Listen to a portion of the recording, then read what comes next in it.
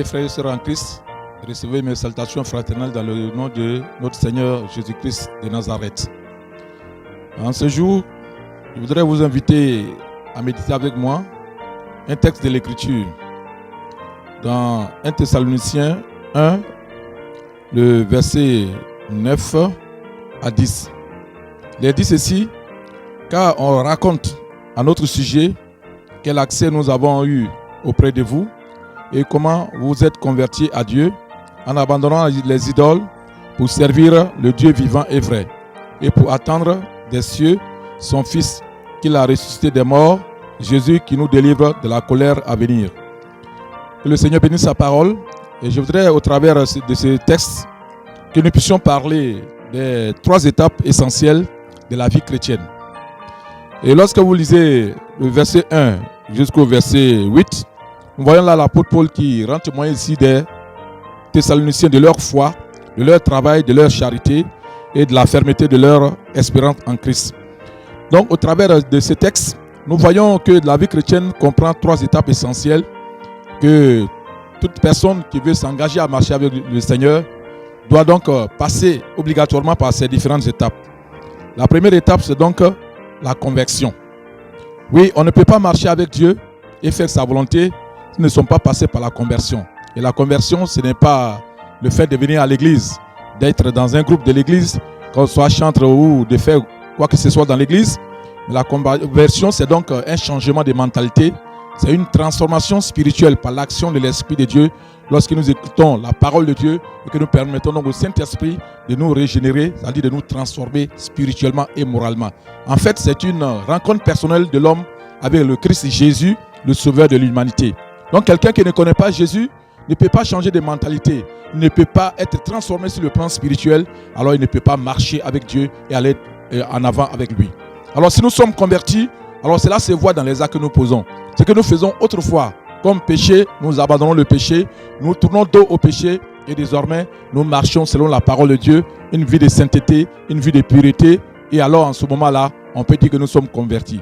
C'est pourquoi l'apôtre Paul dit, si quelqu'un est en Christ, il est une nouvelle créature. Les choses anciennes sont passées, alors toutes choses sont devenues nouvelles.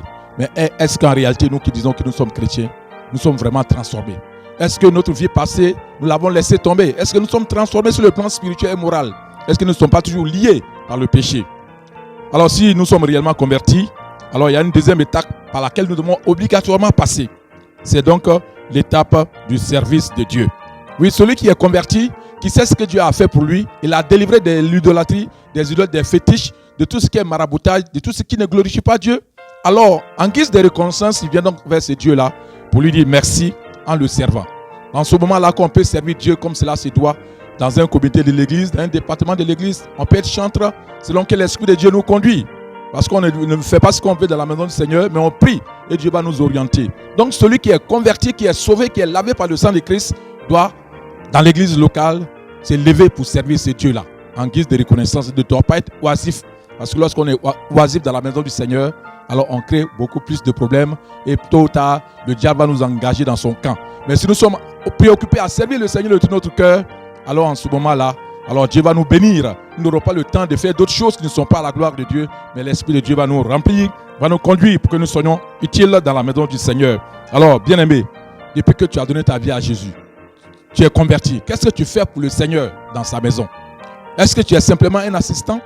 Tu regardes les autres faire pour avoir le temps de critiquer, de les condamner, ils n'ont pas bien fait. Mais si tu es préoccupé à faire cela, c'est que le diable t'a embauché dans son entreprise diabolique qui consiste à détruire les autres. Mais si tu es occupé à servir le Seigneur de tout ton cœur, tu verras que le Seigneur va te bénir. Tu n'auras pas le temps de t'occuper des choses qui ne glorifient pas Dieu. Alors si nous sommes convertis, si nous servons le Seigneur, il y a une 3e étape qui est aussi essentielle dans la marche avec le Seigneur. C'est d'attendre le retour de Jésus-Christ de Nazareth. L'Écriture nous dit que Christ va revenir. Il va revenir, mais pourquoi? Il va revenir chercher ceux qui lui ont donné leur vie. Parce qu'ils ne seront pas éternels sur la terre. La parole de Dieu nous dit que nous sommes des étrangers sur la terre. Le temps viendra. Si la mort ne nous frappe pas, Christ reviendra chercher son église. Mais il viendra chercher des chrétiens qui sont lavés, qui sont purifiés, qui le servent de tout leur cœur. Alors lorsque la trompette va sonner, alors il reviendra. Les morts en Christ seront ressuscités Et nous qui serons encore en ce moment, si Christ est revenu, qu'on est encore vivant, alors nous serons transformés avec un corps glorieux et nous irons à la rencontre du Seigneur dans les airs. Et nous serons toujours avec le Seigneur. Alors bien-aimé, dans quelle disposition du cœur tu attends le retour de Christ?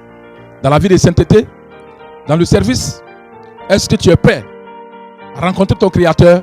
Si tu n'es pas encore prêt ce matin, alors prends la décision de donner toute ta vie au Seigneur. Mais toi qui m'entends, qui n'as pas encore fait aussi la paix avec Dieu, qui n'a pas encore accepté le Christ Jésus, répands-toi de tes péchés et accepte le Seigneur parce qu'il est le seul et unique sauveur qui peut t'ouvrir le ciel de gloire pour que tes péchés soient effacés, que tu sois lavé et que tu deviennes enfant de Dieu. Alors si tu es converti, tu pourras le servir librement et attendre sans inquiétude, son retour.